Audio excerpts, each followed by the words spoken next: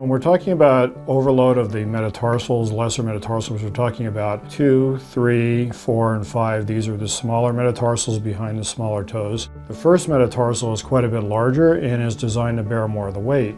This has a range of motion that the others do not have. This goes up and down. It goes up with weight bearing, and it goes down as the big toe moves upward and pushes the metatarsal into the floor.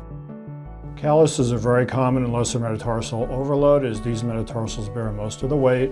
They bear the weight because they're fixed and can't move up off the ground.